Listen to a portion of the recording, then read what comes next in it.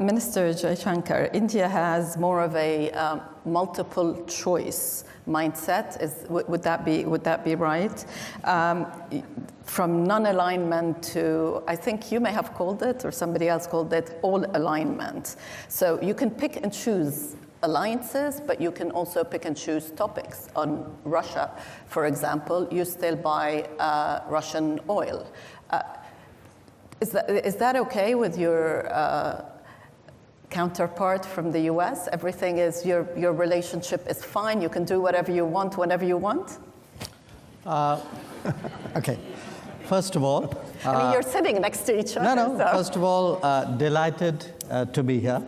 And I couldn't find a better set of people to be with on the stage. So thank you for whoever put us all together. Your question, do we have multiple options? Answer is yes.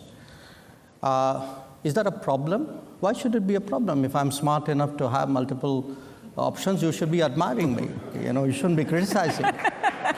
Now, is that a problem for other people? I don't think so. I don't think so, certainly in this case and in that case, because look, we try to explain what are the different pulls and pressures which countries have. And it's very hard to have a unidimensional relationship. Now, again, different countries and different relationships have different histories. If I were to look, say, between the US and Germany, it is rooted, there's an alliance nature to it. There's a certain history on which that relationship is grounded. In our case, it's very different. So I don't want you to even inadvertently give the impression that we are purely and unsentimentally transactional. We are not.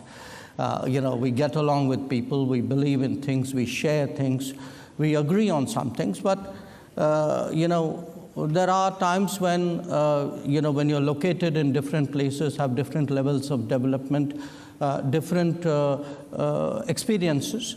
All of that gets into it. So life is complicated, life is differentiated. And I think it's very important today not to reduce the entire complexity of our world into very sweeping propositions. Yeah. I think that era is today behind us. Yeah. So I agree very much with what Tony said, which is good partners provide choices. Smart partners take some of those choices. But sometimes there will be choices on which you say, well, I think I'll pass up on that one. It's a very good point, which brings me to the BRICS and the rise of middle powers, because that is one of the shifts that we see today. To what extent do you think that is a challenge to the West, or maybe that can be sort of the bridge, especially in a world where we will see continued competition between the US and China? And I'm going to ask Minister Jaishankar first, but I'd love for both of you to come in as well. I thought maybe the BRICS one, you wanted the US. After you, Jai, please. Look, again, I think it's important to go back to how it began. The BRICS started in an era where Western dominance was very strong. The premier gathering of the world was the G7. And you had a number of significant powers in the world who felt that, well, they were not part of the G7, but maybe they also brought value to the table by sitting and discussing with others. So in a sense, you had a collection of these countries. It was originally 4. South Africa joined later. If you look at it, it's a very interesting group because it's geographically as disparate as it can be. Yet it is bound by the fact that these discussions we've had over a decade and a half have been very useful for all of us. Now, like any product, you test it in the market at some point. We tested it last year and asked people, so how many of you want to join BRICS? And we got almost 30 countries who were willing to join BRICS.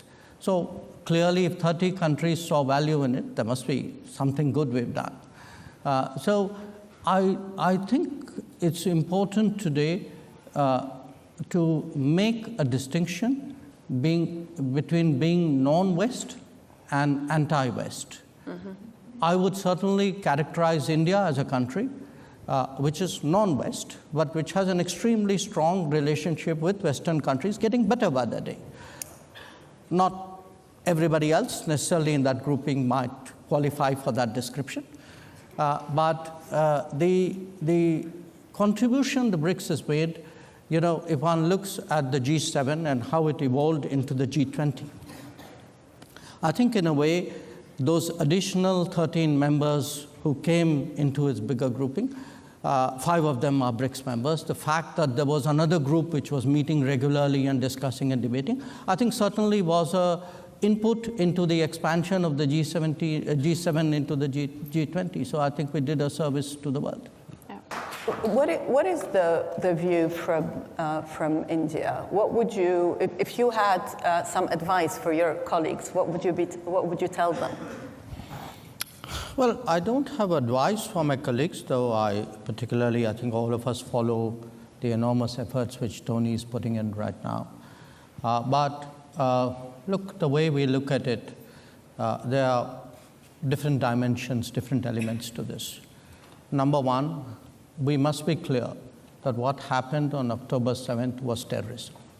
No caveats, no justification, no explanation. It was terrorism. Number two, as Israel responds, it is important that Israel should have been very mindful of civilian casualties, that it has an obligation to observe international humanitarian law. Number three, the return of hostages is today imperative. Number four, there is a need for a humanitarian corridor, a sustainable humanitarian corridor to provide relief.